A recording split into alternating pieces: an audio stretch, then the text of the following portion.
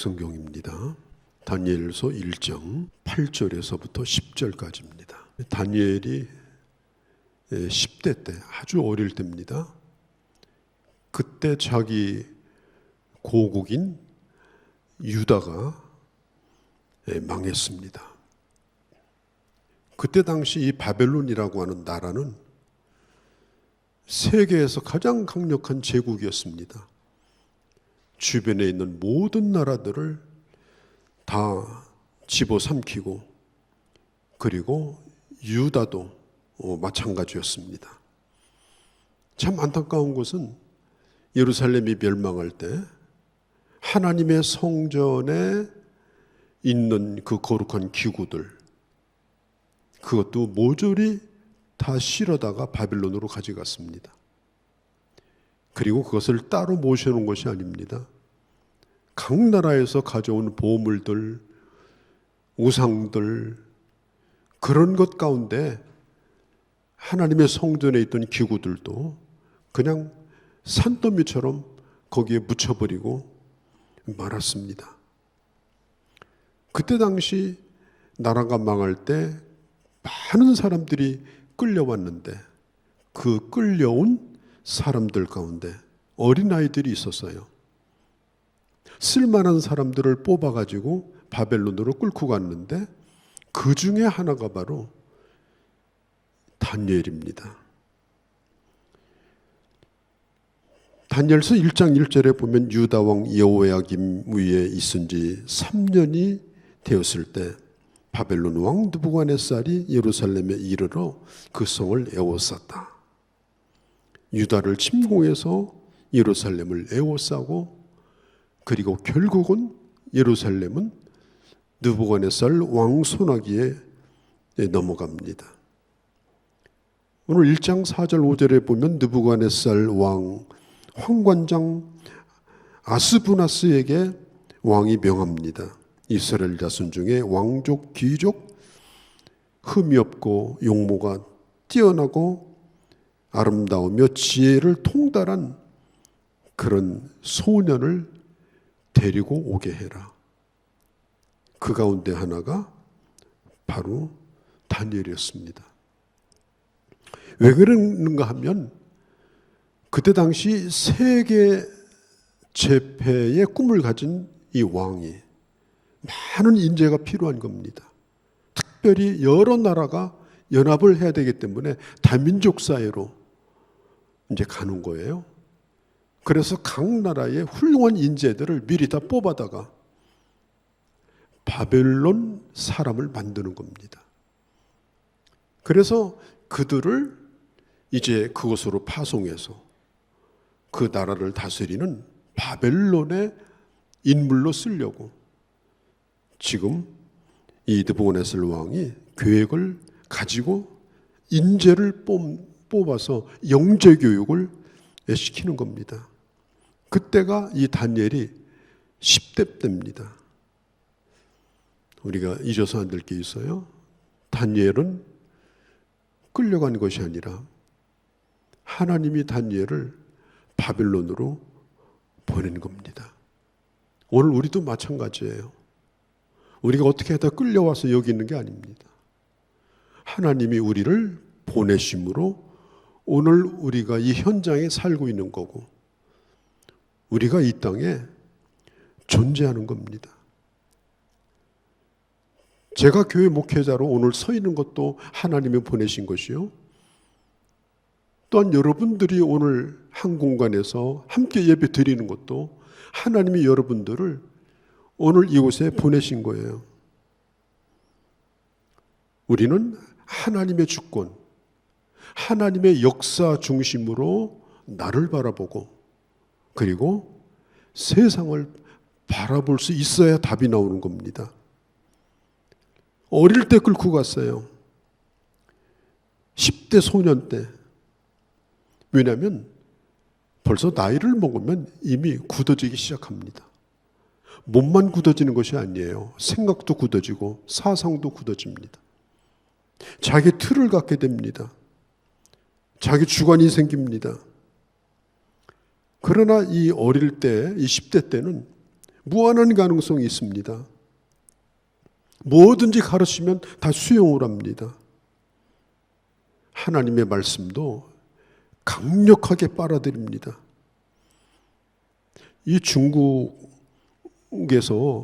기독교에 대한 이 정책이 아주 애매해요. 교회가 있는데 정부에서 허락된 교회만 교회입니다. 그리고 유년기 때부터 청년기 때까지는 교회를 못 나가도록 법으로 만들었습니다. 만 18세 이전에는 교회 나가면 안 된다. 기독교인이 되면 안 된다. 그리고 뭘 하느냐? 어릴 때부터 공산주의, 사회주의 사상을 가르치는 거예요. 그래서 18세가 되면은 이미 머리가 굳어져 버립니다. 그래서 어린 시절에 이걸 뭘 배우느냐는 게 굉장히 중요한 거예요. 그 머릿속에 뭐가 들어가느냐, 그게 굉장히 중요한 겁니다. 어릴 때에 그 사람의 생각에 자극을 주고 도전을 주었던 그런 이 충격들, 그런 지식들, 그게 얼마나 중요한가 하는 것입니다. 그래서 교육이 중요한 겁니다. 저는 중간에 은혜 받아가지고 이제 갑자기 기독교 영화를 만드는 감독, 이런 분들이 성공한 것이 별로 없어요. 나는 무슨 아줌마였다, 뭐 이런 거 영화도 많이 나왔거든요. 그런데 그런 영화들이 그냥 별로 빛을 못 봤어요. 왜냐하면 감독들이 중간에 은혜 받아가지고 열심히 세상 영화 만들다가, 그러다가 그런 영화를 만들려니 내용은 기독교 내용인데 영화를 가만히 보면 그냥 간증 집회하는 그 정도 수준밖에 안 되는 거예요. 왜 그럴까요? 어릴 때부터 기독교 사상을 가지고 기독교 세계관을 가지고 그리고 모든 것을 기독교적 시각을 가지고 바라볼 수 있는 그런 안목, 기독교적인 인문학에 대한 이해, 이런 것들에 대해서 깊은 이해를 가진 사람이 영화를 만들든지 작품을 쓰면요, 기독교 냄새가 안 나는데 한번 읽으면 기독교인이 돼요. 기독교 냄새가 안 나는데 한번 영화를 보면 기독교인이 돼요. 그래서 어느 날 갑자기 은혜 받아가지고 뭐 일하겠다, 무슨 뭐 주의 일하겠다, 이게 사실은 상당히 어려운 얘기입니다. 그래서 이 유년기 때 교육, 청소년기 때 교육이 굉장히 중요한 거예요. 그들이 가지고 있는 신앙 속에서 사회생활도 하고 학교도 다니고 직장도 다니고 또 자기 은사에 따라서 자기가 어떤 일을 해나가면 거기에 하나님의 은혜가 고이는 것입니다. 지금 이 느부갓네살 왕은 그런 영적인 목적은 아니었지만은 이렇게 어린아이들을 불러다가 영재교육을 시키는 거예요. 바벨론의 학문 얼마나 탁월합니까? 그때 당시 최고의 학문이었습니다. 최고의 문자를 가지고 있었고 그리고 건축술을 가지고 있었고 뛰어난 문화를 가지고 있었습니다. 이런 것들을 다 가르칩니다. 그리고 언어를 가르쳤어요. 뭐 요즘도 그렇지 않습니까? 우리 같은 보통 사람들은 모국어를 열심히 하지만은 그래도 국제적인 활동을 하려고 하면 제2, 제3 외국어 정도는 해야 된다. 그래서 이 어린아이들을 언어 훈련을 아주 뭐 철저히 시킵니다. 그래서 그들을 인재로 쓰려고 하는 거예요. 사람을 키우는 것은 참 대단히 중요합니다. 결국 어떤 일이든지 사람이 하는 겁니다. 어떤 걸 만들어 놔도 사람이 하는 겁니다. 기계가 일을 도와주고 뭐 AI가 도와주고 이렇게 하지만 결국은 그 사람이 가지고 있는 생각, 그 사람이 어떤 사람인가? 그것을 만들어내는 거예요. 지금 우리나라의 교육 정책은 매년마다 바뀌어요. 그냥 입시제도가 바뀌어버리니까 그동안에 공부했던 것이 한순간에 허물어져 버리고 이런 일들이 지금 우리 눈앞에서 일어납니다. 사실 사람을 키우는 것은 한 해 두 해에 되는 것이 아닙니다. 그래서 백년지 대계라고 하지 않습니까? 인물 하나가 나오는 데는 얼마나 많은 사람이 공을 들이고 얼마나 많은 사람이 가르치고 그 사람을 가꿔주고 그래서 그 사람이 그렇게 할 수 있도록 키워주는 이 많은 과정들, 많은 도움들, 많은 사람들이 필요한 거예요. 오늘 이 유다 소년들이 왕궁 영재 교육을 받는데 이름도 다 바꿔버렸어요. 이들이 가지고 있는 이름은 본래 유대식 이름이었거든요. 영적인 이름이에요. 그런데 바벨론식 이름으로 다 이름을 바꿨습니다. 우리나라도 일제시대 때 이름을 바꿨던 적이 있었잖아요. 그런데 이 바벨론에 끌려간 다니엘과 그 세 친구들은 이름을 바꿨지만 그들의 정신은 바꿔지지 않았어요. 다니엘이라는 이름이 베드사살이에요. 그 말이 뭐냐면 벨 신이요 그의 이름을 보존하소서. 벨이 뭐냐면은 다니엘이 섬기는 우상이에요.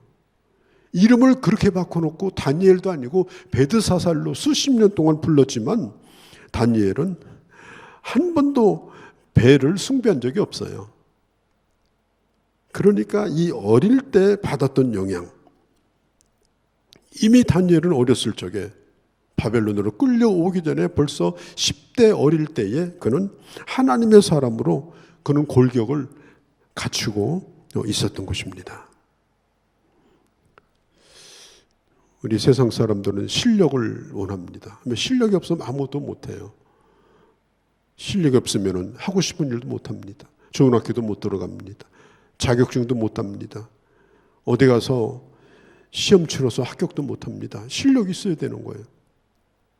그런데 우리 예수 믿는 사람도 이 영적인 실력이 필요합니다. 우리가 하나님을 섬긴다고 해서 그냥 저절로 뭐가 되는 게 아니에요. 기본부터 시작해가지고 실력을 쌓아야 됩니다. 어떤 사람은 머리는 있는데 들은 게 없어요. 어떤 사람은 가슴은 정말 뜨거운데 머릿속에 아무것도 없는 거예요.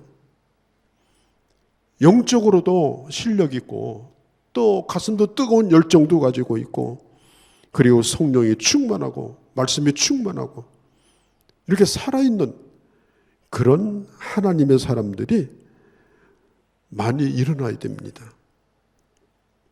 여러분 알다시피 실력은 그냥 생기는 것이 아닙니다. 장사도 실력이더라고요. 5일장 나가서 똑같이 좌판 깔아놓고 해도요, 실력에 따라서 장사를 하는 거예요. 사업 아무나 하는 게 아닙니다. 실력이 있어야 됩니다. 어떤 일이든지 마찬가지입니다. 예수님이 제자들 12명을 데려다가 썼는데 예수님이 그냥 성령을 불같이 집어넣고 머리도 그냥 막 지혜를 쏟아넣어서 제자를 삼으면 얼마나 좋겠습니까마는 최고의 선생인 예수 그리스도께서 제자들을 3년을 끌어안고 가르친 거예요. 1단계, 2단계도 없어요. 똑같은 얘기를 반복하며 가르쳤어요. 같은 얘기를 반복해서 아주 골수에 배기도록 그렇게 가르친 거예요. 집중 훈련 시킨 거예요. 왜? 예수님이 없는 때에 제자로서 사명을 감당하려면 실력이 없으면 안 되는 겁니다. 그러면 우리는 실력 있는 하나님의 사람이 되려면 어떻게 해야 되는가? 오늘 다니엘에게서 좀 배울 게 있습니다. 자, 8절에 다니엘은 뜻을 정하여 왕의 진미와 그의 마시는 포도주를 가지고 자기를 더럽히지 않냐리라 하고 자기를 더럽히지 않게 하기를 환관장에게 구했다. 뜻을 정했다. 뜻을 정한다는 게 뭡니까? 어떻게 살아야 될지 결정한다는 것입니다. 방향을 정하고 결정하는 거예요. 방향이 없는 삶이라고 하는 것은 여러분, 그것은 방황하는 겁니다. 내가 어떻게 살아야 되는가? 하나님이 내게 주신 사명이 뭔가? 그리고 그것을 이루기 위해서 내 삶을 드리기로 결단하고 살아가기로 하는 이 마음을 정하는 게 굉장히 중요해요. 저는 최근에 어느 목회자를 만났습니다. 부끄러운 얘기지만 이 얘기를 좀 드리고 싶어요. 목회를 30년 이상 하셨습니다. 그런데 개인적으로 고백을 하더라고요. 나는 목사가 될 사람이 아니었는데 내가 이렇게 세월을 보냈노라고. 수많은 사람들이 그 교회를 왔다가 떠나가고 많은 장로님도 왔다가 떠나가고 지금은 뭐 교회로서 교회라고 부르지만 그 교회를 이끌어가는 그 사역자가 나는 목회자가 될 사람이 아니었는데 잘못 들어선 길인데 지금 그러고 있는 거예요. 내일 모레 은퇴가 가까웠는데 그러면 그와 함께 했던 사모님은 뭡니까? 그 교인들은 뭡니까? 여러분들도 여러분이 가지고 있는 영향력이 있잖아요. 크리스찬이라고 하는 여러분들의 위치, 여러분들의 주어진 직분들, 또 가정에서 여러분들의 위치, 사회생활 속에서 여러분들이 가지고 있는 그런 현장들, 그런 가운데서 도대체 내가 뭐 하는 사람이냐? 뭘 위해서 사는 사람이냐? 이런 것도 정해놓지 않고 그냥 세월 보내다가 나중에 가서 아무래도 잘못된 것 같다고 그러면 그를 따라왔던 사람들은 도대체 뭐가 되는 겁니까? 깊이 생각해야 돼요. 이 다니엘의 세 친구는 궁에서 내어준 음식을 받았어요. 자기가 어릴 때부터 하나님의 말씀에 의하면 먹을 수 없는 음식들이 거기에 있었습니다. 그래서 음식들을 보니까 반찬이 10가지인데 두세 가지 외에는 먹을 게 없어요. 그리고 먹을 수 없는 것은 전부 단백질이 풍부한, 지방질이 풍부한, 냄새도 좋은 음식들이에요. 성경의 식용으로 금한 것들, 그게 영양가가 있느냐 없느냐 그게 중요한 것이 아니라 자기가 배운 바로 하나님의 말씀에 따라서 이 다니엘은 그걸 먹지 않았습니다. 그리고 포도주도 거부했습니다. 왕의 진미라고 해서, 왕이 내려준 진성이라고 해서 그걸 받아 먹을 수가 없었습니다. 여러분, 뭘 먹느냐는 게 중요해요. 왜? 먹은 대로 사람이 됩니다. 꼭 음식만 얘기하는 것이 아니에요. 지식도 마찬가지예요. 뭘 배웠는가 중요합니다. 그가 뭘 읽었는가 중요합니다. 요즘 그가 뭘 듣고 있는가 중요합니다. 들어간 대로 되는 거예요. 머릿속으로. 뱃속으로 들어간 대로 되는 거예요. 이 어린 소년들은 나는 아무거나 먹지 않겠다. 그리고 분명하게 그걸 구별하여서 어린아이들이 결정을 하고 그걸 거부를 했습니다. 1930년에 프로펠러 하나가 달려있는 단발기 비행기를 가지고 1930년대입니다. 그때 비행기를 타고 대서양을 처음으로 횡단한 사람이 있습니다. 찰스 린드버그라는 사람이에요. 지금은 단숨에 가는 거리지만 예전에는 꿈도 못 꾸던 일이었습니다. 생명을 건 모험이었습니다. 그 대서양 건너려고 수많은 사람들이 그 도전을 했다가 그 바다에 빠져 죽었습니다. 린드버그가 무려 그 조그만 비행기를 가지고 무려 33시간을 비행해 가지고 대서양을 건넜습니다. 그는 하루아침에 세계적인 영웅이 됐습니다. 그래서 그가 파리를 방문했을 때 그가 온다는 소식을 듣고 수많은 인파가 모여들었습니다. 그때 한 담배 회사 사장이 린드버그를 모델로 해서 광고를 하고 싶었습니다. 그는 린드버그에게 다가가서 담배 한 개 피를 주면서 말했습니다. 린드버그 씨, 담배를 피우라는 얘기가 아닙니다. 손가락에 끼워도 괜찮고 입에 물고만 있어도 좋습니다. 그리고 포즈만 한번 취해주면 됩니다. 그 사진 한 장만 찍어주면 제가 5만 달러를 드리겠습니다. 여러분, 지금부터 한 80여 년 전 5만 달러면요, 지금 천문학적인 숫자입니다. 그때 린드버그가 유명한 말을 했습니다. 사장님, 저는 세례를 받은 그리스도인입니다. 딱 한마디예요. 내가 일생 한 번밖에 안 받는 하나님 앞에서 그리스도인으로 고백하고 나는 세례를 받은 그리스도인입니다. 한마디로 거절했어요.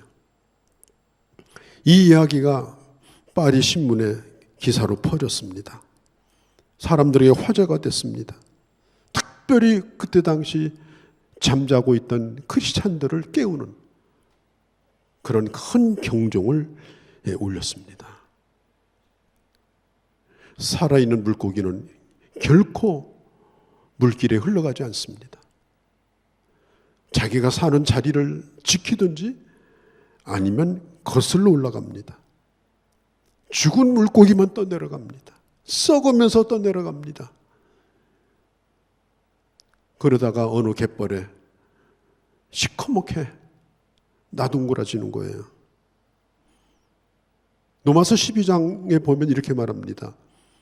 너희는 이 세대를 본받지 말고 오직 마음을 새롭게 하여 변화를 받아서 하나님의 선하시고 기뻐하시고 온전한 뜻이 무엇인지를 분별하라. 뜻을 정하고 사는 게 중요해요. 신앙생활도 마찬가지입니다. 가봐야 알지 천국이 있는지 없는지는 갈 때까지는 가보지 아니올시다. 오늘이 내 마지막 날이라도 오늘 그 끝이 하나님의 나라요 내가 주님을 만난다는 사실을 알고 오늘이 마지막인 것처럼 마음을 정하고 가야 되는 겁니다. 그렇게 해야만이 영향력 있는 사람이 되는 거예요. 여러분 생각해 보세요. 지금 이 지상에서 리더로서 다른 사람의 멘토로서 어느 분야에서든지 영향을 끼친 사람들을 치고 뜻을 안 정한 사람이 어디 있어요? 그 분야에 다 뜻을 정하고 사는 거예요. 누가 알아주든지 말든지 상관이 없어요. 그런 사람들이 자기 옆에 있는 사람에게 영향력을 주는 겁니다. 특별히 뜻을 정하고 산다라고 하는 것은 자기가 정한 것을 끝까지 지키는 꾸준함을 의미합니다.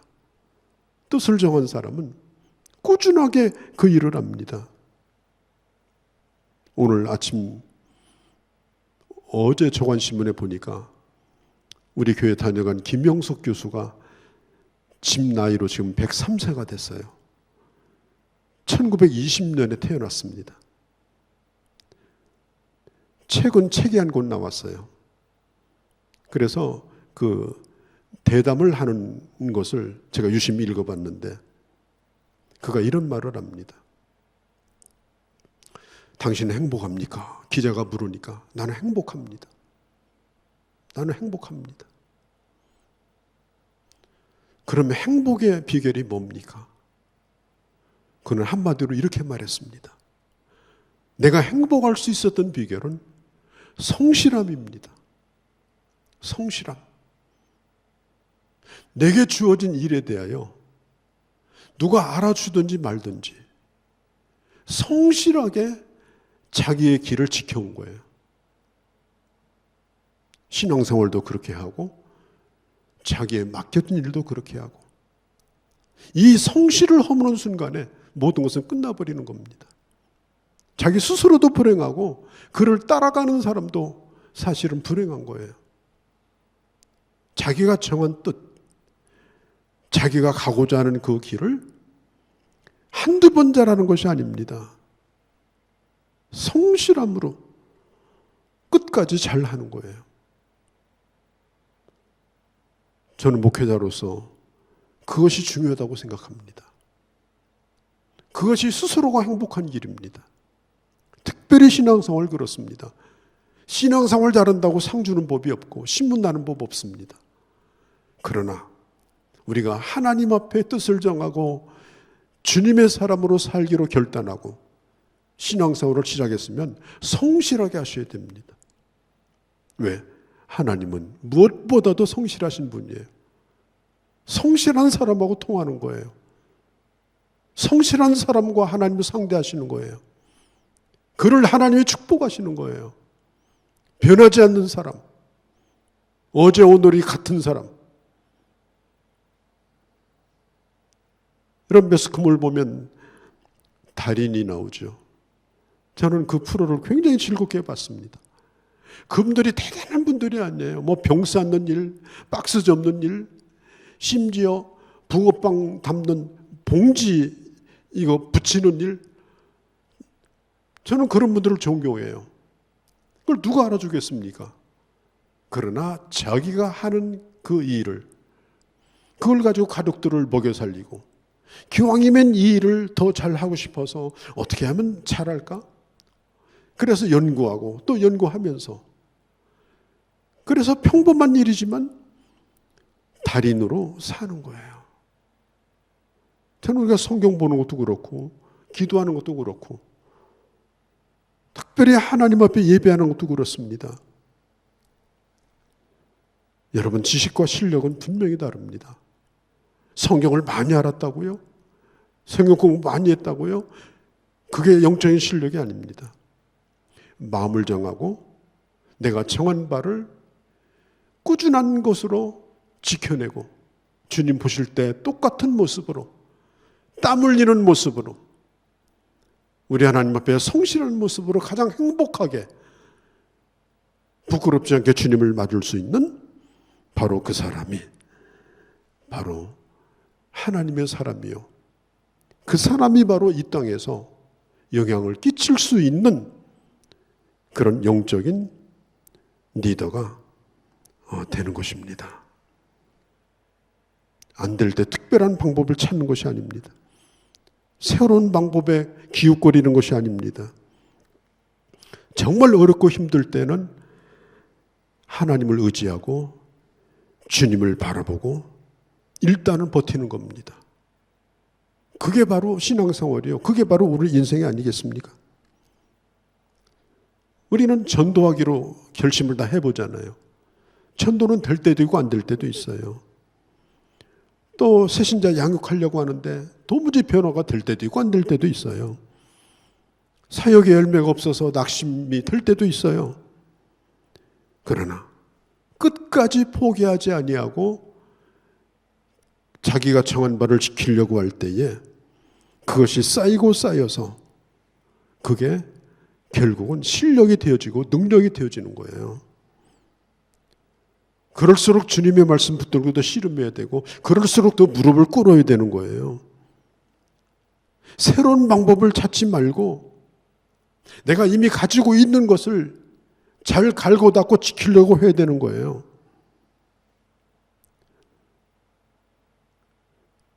태권도를 잘하는 것은 우리가 품새라는 게 있어요. 품새. 품새는 폼이에요. 폼. 폼 잘 잡는 이게 품새거든요. 태권도 대회는 품새 가지고 하는 게 아닙니다. 실력 가지고 하는 거예요. 폼 잡고 가만히 있으면 얻어맞아요. 신앙생활도 마찬가지예요.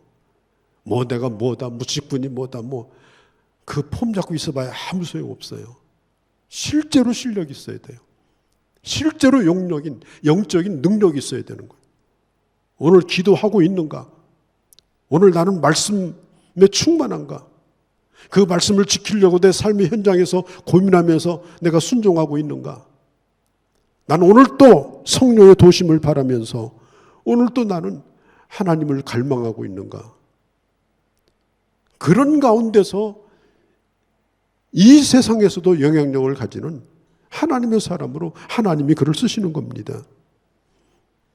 오늘 읽지는 않았습니다만은 17절 이후를 쭉 읽어보면은 이런 말이 나옵니다. 다니엘은 또 모든 환상과 꿈을 깨달아 알더라.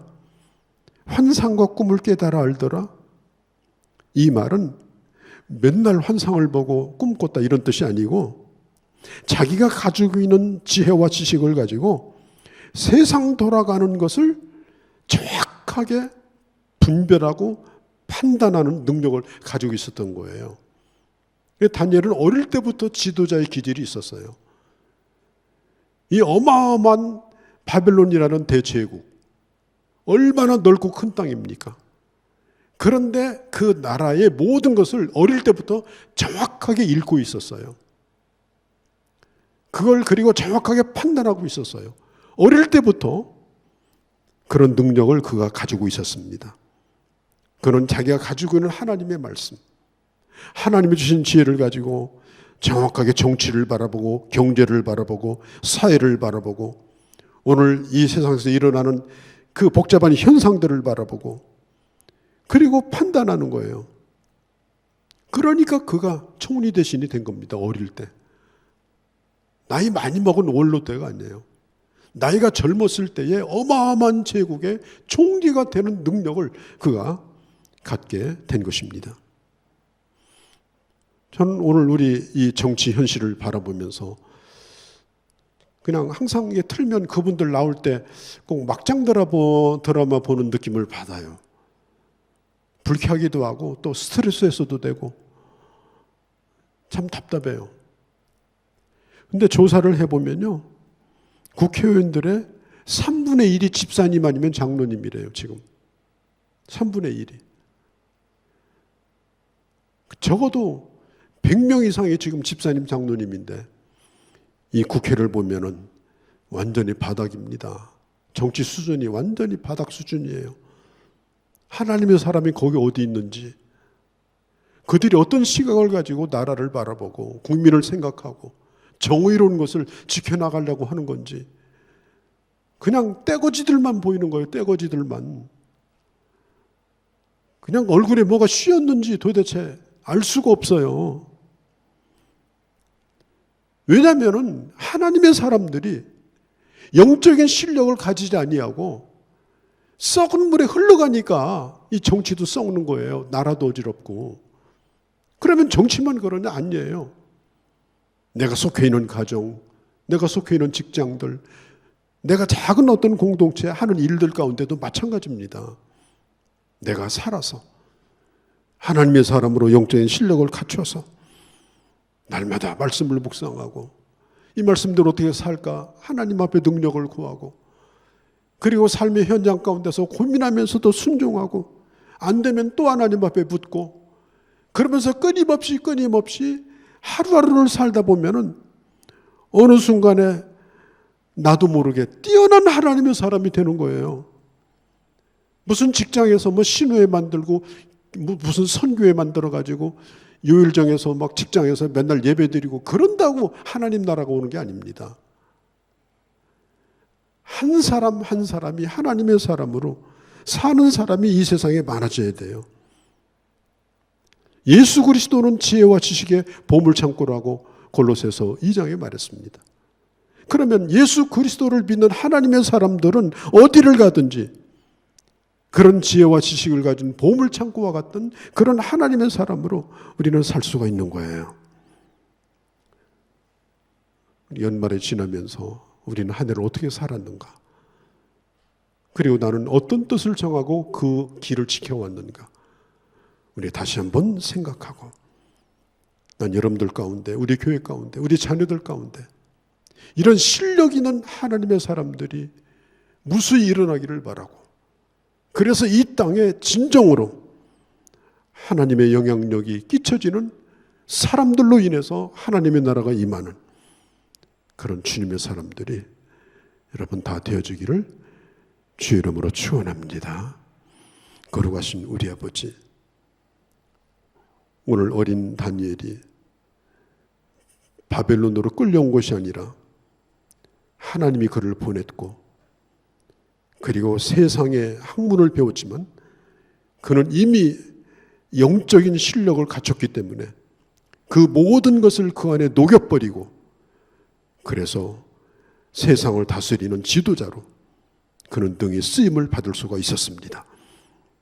흘러가다가 썩는 자가 되지 않게 하시고, 일단 뜻을 정하고 내 자리를 지킬 뿐 아니라 이제 거슬러 올라가서 영향을 끼치며 하나님의 나라를 이 땅에 확장하는 영적 실력을 갖춘 하나님의 사람들이 되기를 저희들 간절히 원합니다. 이제 기본으로 돌아가서 말씀 보게 하시고, 기도하게 하시고, 성령 충만하게 하시고, 그리고 주님을 예배하며 하늘의 놀라운 지혜로 충만하여 아버지 땅에 쓰임받는 영적인 달인으로, 영적인 실력자로 우뚝 서도록 저희들을 축복하여 주시옵소서. 우리 주 예수님의 이름으로 기도하옵나이다. 아멘. 예수 그리스도의 은혜와 하나님 아버지의 크신 사랑하심과 성령의 교통하심이 오늘 함께한 형제자매들 머리머리 위에와 우리 교회와 이 땅에 있는 주의 몸된 교회들과 대한민국 위에와 열방과 모든 나라 위에 이제로 영원히 함께 계실지어다. 아멘.